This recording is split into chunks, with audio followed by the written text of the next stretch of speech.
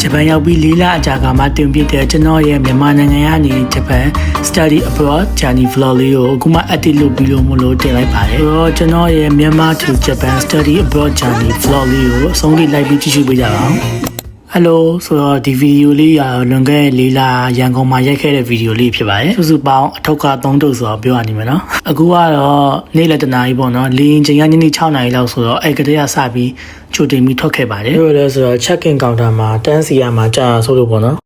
အခုကတော့သွားနေပါပြီကျွန်တော်တို့အဖေကလိုက်ပို့ပါတယ်နောက်ကားတစ်စီးမှာအမေလည်းပါပါတယ်အခုကတော့လေရင်ကွင်းကိုသွားနေတဲ့လမ်းမဖြစ်ပါတယ်ကျွန်တော်နေရာနဲ့လေရင်ကွင်းကတိတ်မဝေးဘူးဆိုတော့ခဏလောက်ပဲမောင်းပြီးအခုကတော့လေရင်ကွင်းကိုရောက်ပါပြီအတိုင်းပါပဲ check in counter မှာတန်းစီနေရတယ်ပေါ့နော်အများကြီးပါပဲဘာဖြစ်လို့ဆိုတော့ April Index ဆိုတော့ agency ကသွားတဲ့လူတွေလည်းအများများပါတယ်ကျွန်တော်တို့ကတော့ဘန်ကောက်ဒုံမောင်းမှာ transit တစ်ခါလုပ်ရမယ်ပေါ့နော်ဒါကတော့ check in counter မှာတန်းစီနေထိုင်ထားတာဖြစ်ပါတယ်။မလိုက်ဖို့တငယ်ချင်း2ယောက်က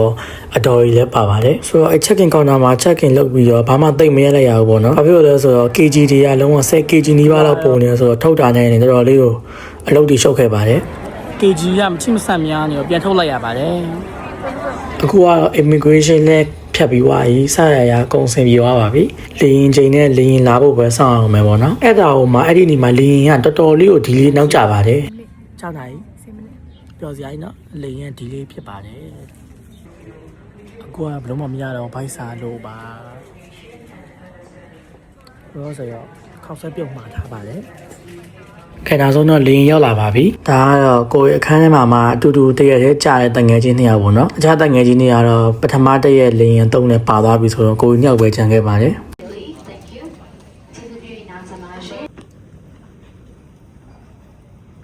ဆိုတော့ဒီမှာရည်စရာလေးတစ်ခုပြပြချင်လို့ပေါ့နော်လေရင်ပေါ်မှာအဲ့လို့ရှိရင် comfortable ဖြစ်အောင်ဆိုပြီးတော့ neck pillow လေးဝယ်လိုက်တာလုံးဝ uncomfortable ဖြစ်ခဲ့ပါတယ်သွားတာမှတငယ်ချင်း2ယောက်အဖို့အတူတူပါဆိုမှထိုင်ကုန်းကရှေ့စင်နောက်စင်လွဲလိုက်ပါသေးတယ်ကဲအခုကမြန်မာနိုင်ငံကြီးကိုနှုတ်ဆက်ရပါပြီ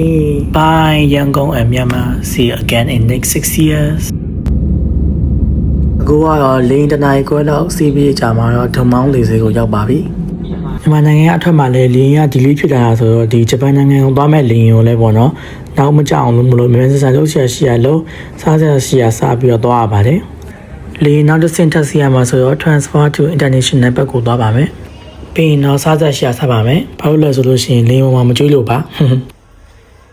အခုကတော့ toilet တွေပါရေးသွားပြီးသွားပြီဆိုရင်တော့နာဗီတာ airport ဂျပန်နိုင်ငံကိုသွားမဲ့လေရင်မှာရောက်ပါပြီမာနေဘန်ကောက်ကိုလာရတယ်မဟုတ်ဘူးဘန်ကောက်ကနေဂျပန်ထိသွားရဲ့လေရင်ကပါထပ်ပြီးတော့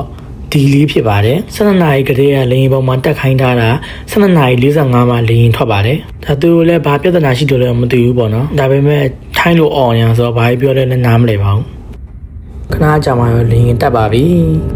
check in counter မှာတန်းစီလိုက်မုံစားဖို့ပြေးလိုက်လေရင်អော်လို့ပြေးလိုက်နဲ့ပင်မတော့ကြာတော့အိတ်လိုက်တာမနဲ့မိုးလင်းလေရင်စင်းကန်နေမှအောင်လို့ပါတယ်ကဲအခုကတော့ဂျပန်နိုင်ငံရဲ့နာဗီတာလေဆိပ်ကိုလှမ်းမိနေရပါပြီထင်းတဲ့အတိုင်းပဲ immigration မှာတော်တော်လေးကြာအောင်တန်းစီလိုက်ရပါတယ်ပြီးတော့ luggage လည်းဖွင့်စစ်ခံရပါတယ်ကဲအခုကတော့အကုန်လုံးပြီးသွားတဲ့အခါမှာ agency ဘက်ကနေပြီးတော့ဒီကိုနေမဲ့အဆောင်လိုက်ပို့ပြီးဖို့လာကြိုးရဖြစ်ပါတယ်ဒီလိုနဲ့ပဲဂျပန်နိုင်ငံကြီးကိုရောက်ရှိခဲ့ပါပြီလေရင်ပေါ်မှာလည်းအိတ်တယ်လို့ကားပေါ်မှာလည်းထက်အိတ်ပါတယ်တလန်းလုံးအိတ်ပါတယ်အခုကတော့အဆောင်သွားနေတဲ့လမ်းရောက်ပါပြီအခုဆိုလို့ရှိရင်တော့ကျွန်တော်ဂျပန်ရောက်တာ9လပြည့်လို့နေပါဖြစ်သွားပါပြီဆိုတော့အခုမှအားလုံးမလို့ကျွန်တော် activity တင်လိုက်တဲ့ vlog လေးကိုဆုံးဖြတ်ကြည့်ပြီးလို့အောင်ကျေးဇူးတင်ပါတယ် bye bye